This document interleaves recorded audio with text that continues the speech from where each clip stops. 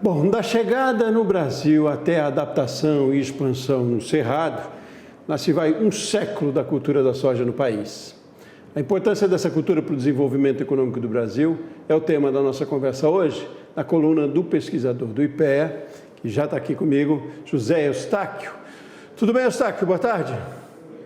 Boa tarde, Sebastião. É um prazer reencontrá-lo aqui para discutir uma cadeia tão importante para o desenvolvimento econômico do nosso Brasil.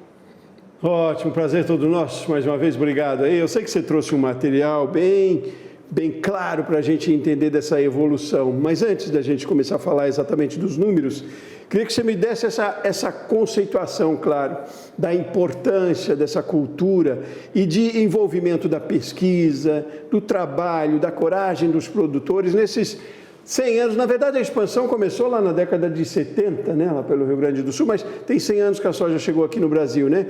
Dessa contextualização, antes da gente mostrar os números, Eustáquio.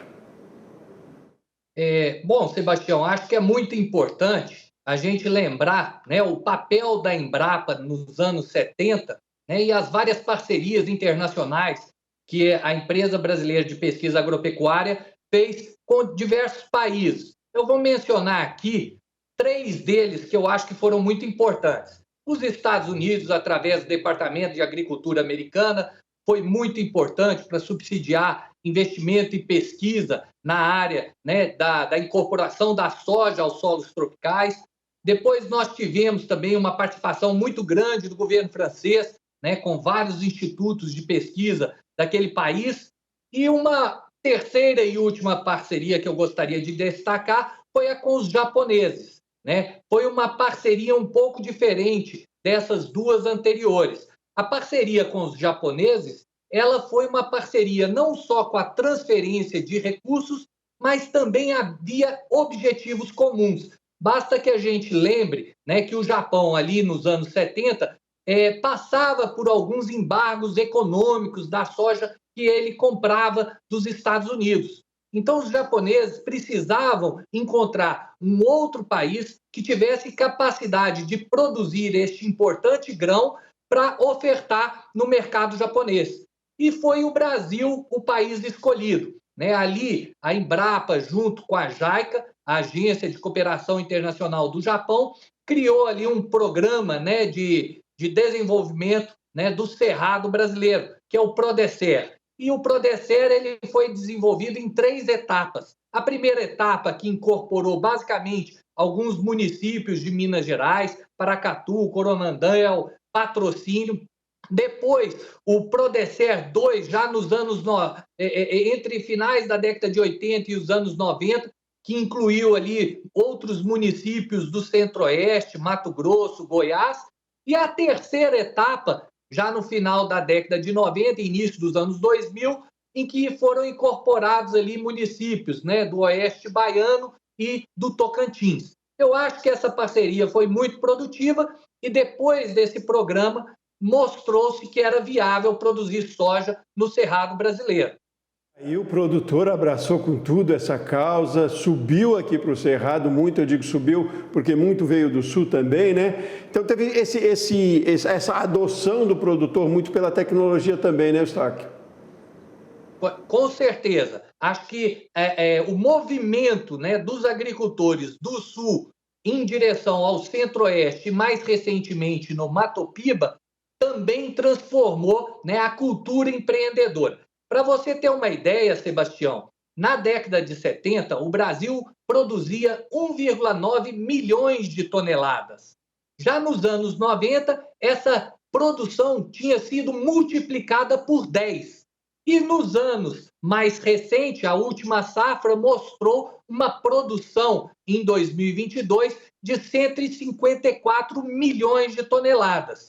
O principal estado exportador é Mato Grosso, seguido pelos estados de Goiás e Paraná. Eu acho que, em termos regionais, né, o Centro-Oeste se tornou ali a principal fronteira, junto com os cerrados nordestinos no período mais recente. Ótimo, vamos fazer agora então essa leitura que você preparou para a gente, mostrando a importância econômica aí da cadeia da soja. Vamos mostrar um material que você nos mandou e queria que você me comentasse um pouco sobre cada ponto, cada lâmina desse material.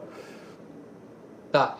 Eu vou comentando, é o seguinte, a soja é um produto que quase 2/3 é exportado e 1/3 é consumido internamente. A exportação é ruim? Não. Mesmo exportando muito, o consumo per capita vem aumentando da década de 90 para cá. E o que a soja oferece? A gente pode produzir farelo, farinhas, óleo, lecitina, diversos outros produtos. E quando a gente observa essa cadeia, no caso do farelo, é a mesma coisa. 50% é consumido internamente e o consumo per capita vem aumentando. No caso, né, da produção de óleo, 75% é o consumo interno. E o consumo per capita também vem aumentando de 90 para cá, algo em torno de 2,2 vezes nesse período estudado. A gente pode pensar o seguinte: o farelo vira ração, ração vira carne. Então, nós temos, né, a produção de carne de frango, que também cresceu muito no período, né? O consumo per capita também vem subindo bastante e 69% é consumido internamente. A carne bovina, embora o consumo per capita tenha ficado mais estável ao longo desse período, 72% do que nós produzimos é consumido internamente. E mesmo assim, as nossas exportações vêm crescendo drasticamente ao longo do tempo. A carne suína, a mesma coisa. Na década de 90, a gente figurava em 14º maior produtor. Hoje, nós somos um dos primeiros com o consumo per capita dentro do país crescendo muito. Com esse quadro que nós mostramos, né, nós verificamos que exportar muito em nada prejudica a segurança alimentar do nosso país. Pelo contrário, é exportando que a gente cria condições econômicas para produzir mais e ofertar mais alimento para a nossa população.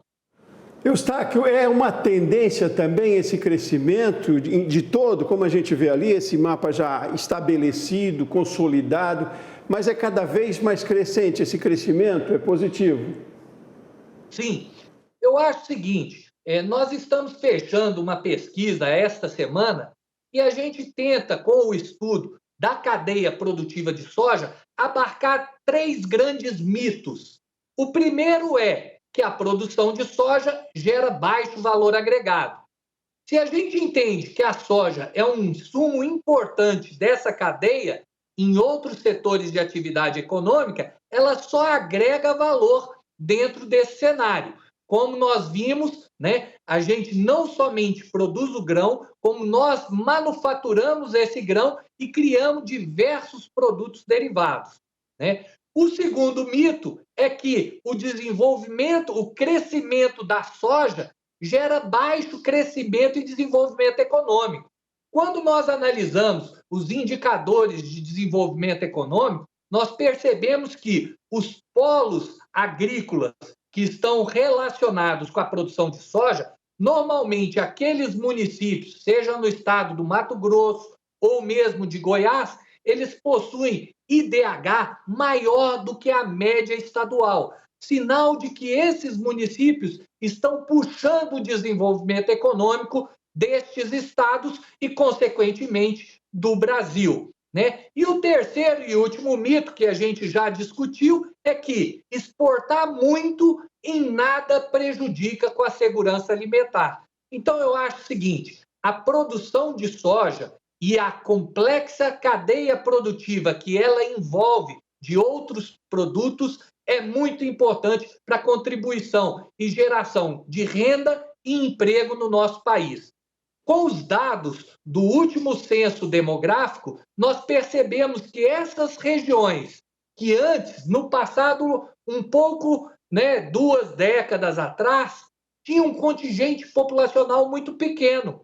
E a atividade produtiva de soja atraiu um contingente populacional grande. São pessoas que estão trabalhando, recebendo salários maiores e o desenvolvimento econômico local é muito importante.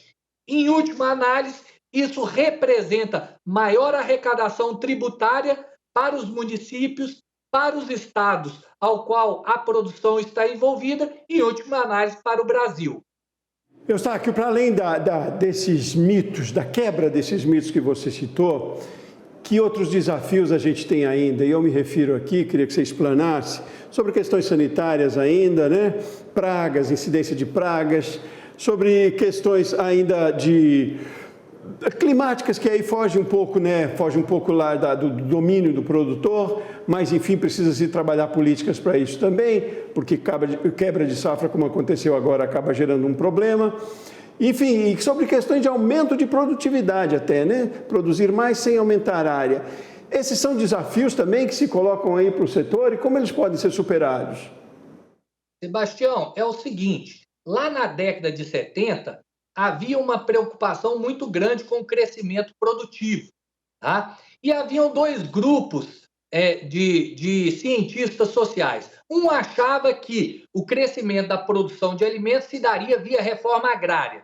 E o outro grupo achava que o crescimento se daria via transformação tecnológica, né, desenvolvimento em ciência e pesquisa, né? O que o Brasil fez da década de 70 para cá foi as várias pesquisas, né, a tropicalização dos cultivos, a correção do solo, a engenharia genética, né, os acordos de cooperação técnica com outros países. Isso tudo ajudou ao país criar uma massa crítica muito grande em torno do setor agropecuário.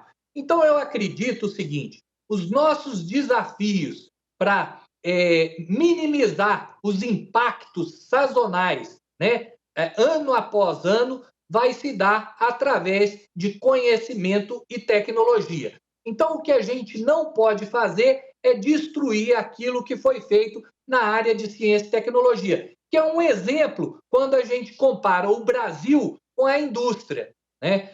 O Afonso Celso Pastore, no seu último livro, antes mesmo dele falecer, né, ele mostrou ali, né, no título, né, Erros do Passado, Soluções para o Futuro, ele mostrava o setor agropecuário como um grande exemplo. E eu vou além, viu? Quando os nossos principais competidores veem o Brasil se despontando de forma tão significativa no agronegócio brasileiro, eles percebem que o Brasil é um case de sucesso, né? Então, os africanos enxergam no Brasil aquela África que deu certo. E os países latino-americanos tentam espelhar no Brasil o que eles podem fazer na sua economia. Não tenho dúvida que o Brasil é um player importante nesse cenário internacional e o desenvolvimento de ciência e tecnologia é central nessa história. Maravilha, meu caro José Eustáquio, pesquisador do IPEA, nosso colunista semanal, mais uma vez, obrigado pela sua participação, foi um prazer conversar com você. Prazer foi todo meu, Sebastião, e até a semana que vem. Até semana que vem. Seguimos por aqui.